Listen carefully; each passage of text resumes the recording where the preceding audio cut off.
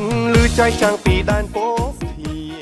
កិច្ចប្រជុំក្រុមប្រឹក្សាជាតិប្រឆាំងអំពើពុករលួយលើកទី11អាណត្តិទី4ដំណើរការក្រោមអធិបតីភាពដ៏ខ្ពង់ខ្ពស់របស់សម្ដេចកតេសង្ឃបណ្ឌិតម៉ែនសំអនដើម្បីកម្ពុជារុងរឿងកិច្ចប្រជុំក្រុមប្រឹក្សាជាតិប្រឆាំងអំពើពុករលួយលើកទី11អាណត្តិទី4ប្រព្រឹត្តទៅក្រោមអធិបតីភាពដ៏ខ្ពង់ខ្ពស់របស់សម្ដេចកតេសង្ឃបណ្ឌិតម៉ែនសំអនប្រធានក្រុមប្រឹក្សាជាតិប្រឆាំងអំពើពុករលួយហៅកាត់ថាកចុបពដើម្បីឆ្លងកំណត់ហេតុកិច្ចប្រជុំកចុបពលើកទី10អាណត្តិទី4ឆ្លងនិងអនុម័តរបាយការណ៍ឆមាសទី1ប្រចាំឆ្នាំ2026សម្រាប់គោរពជូនសម្ដេចមហាបវរធិបតីហ៊ុនម៉ាណែតនាយករដ្ឋមន្ត្រីព្រមទាំងស្ដាប់របាយការណ៍ការងាររបស់អង្គភាពប្រឆាំងអំពើពុករលួយហៅកាត់ថាអបពដោយកតេនីតិកោសល្យបណ្ឌិតទេសរដ្ឋមន្ត្រីអោមយុនទៀងប្រធានអបពកតេនីតិកោសល្យបណ្ឌិតទេសរដ្ឋមន្ត្រីអោមយុនទៀងប្រធានអបពបានរាយការណ៍ថាក្នុងឆមាសទី1ឆ្នាំ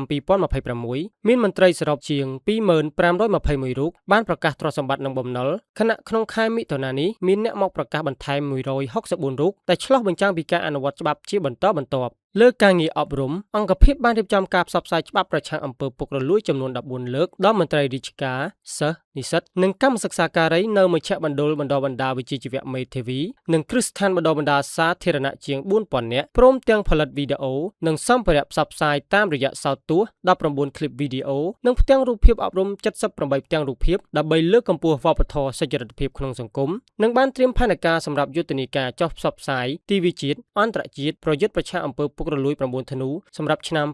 2026ក្នុងការងារបង្ការនិងទប់ស្កាត់អំពើពុករលួយអង្គភាពបានចូលរួមសង្កេតការប្រឡងប្រជែងជ្រើសរើសមន្ត្រីរាជការនិងការជ្រើសរើសមន្ត្រីជាប់កិច្ចសន្យាតាមក្រសួងស្ថាប័នថ្នាក់ជាតិថ្នាក់ក្រោមជាតិព្រមទាំងការប្រឡងជ្រើសរើសឲ្យចូលសិក្សាតាមគ្រឹះស្ថានបណ្ដុះបណ្ដាលសាធារណៈសរុបចំនួន10លើកនៃក្រសួងស្ថាប័នចំនួន7ព្រមទាំងតាមដានពិនិត្យឯកសារក្នុងដំណើរការលទ្ធកម្មសាធារណៈចំនួន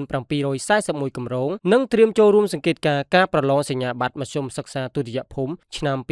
2026ដើម្បីរួមចំណែកធានាតម្លាភាពនិងយុត្តិធម៌ជាមួយគ្នានេះអង្គភាពក៏បានពង្រឹងកិច្ចសហប្រតិបត្តិការអន្តរជាតិដោយចូលរួមវេទិកានិងសិក្ខាសាលានៅបណ្ដាប្រទេសជាច្រើនសរុបចំនួន12លើកព្រមទាំងបន្តអនុវត្តអនុសញ្ញាអង្គការសហប្រជាជាតិប្រឆាំងអំពើពុករលួយនិងត្រៀមសហការជាមួយ UNODC ដើម្បីអនុវត្តអនុសាសន៍សំខាន់ៗនៅចុងឆ្នាំ2026ក្នុងខែមិថុនានេះឧបការីអបពចំនួន2រូបបានចូលរួមសិក្ខាសាលាអន្តរជាតិនៅទីក្រុងហុងកុងក្រោមប្រធានបទការលើកកម្ពស់សុចរិតភាពដើម្បីវិបលភាពសេដ្ឋកិច្ចដោយផ្ដោតលើប្រធានបទចំនួន3គឺការពង្រឹងសុចរិតភាពដើម្បីការរស់នៅកាន់តែប្រសើរការកសាងប្រព័ន្ធហិរញ្ញវត្ថុកាន់តែប្រសើរតាមរយៈសុចរិតភាពការលើកកម្ពស់ការវិនិយោគនិងពាណិជ្ជកម្មឆ្លងដែនប្រកបដោយសុចរិតភាពដែលមានប្រតិភូចូលរួមមកពីរដ្ឋសមាជិក APEC និងស្ថាប័នអន្តរជាតិជាច្រើនក្នុងខែមិថុនានេះអបពក៏បានទទួលគណៈប្រតិភូពីសាកលវិទ្យាល័យគរុកោសល្យខេត្តយូណាននៃសាធារណរដ្ឋប្រជាមានិតចិនដើម្បីពិភាក្សាពង្រឹងកិច្ចសហប្រតិបត្តិការលើវិស័យប្រឆាំងអំពើពុករលួយ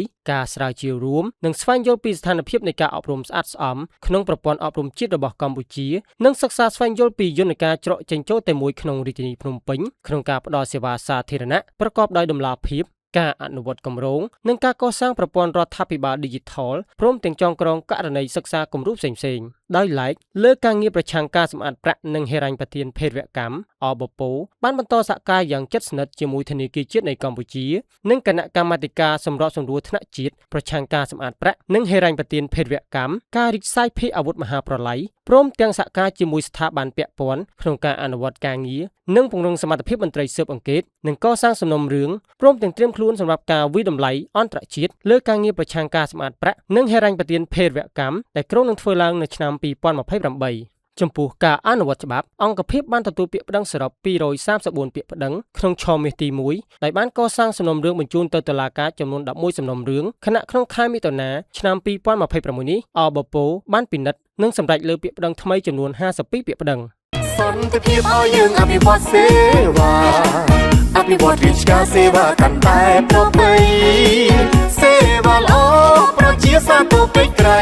ដោយគុណតម្លៃមន្ត្រីក្នុងដួងចិត្តរៀង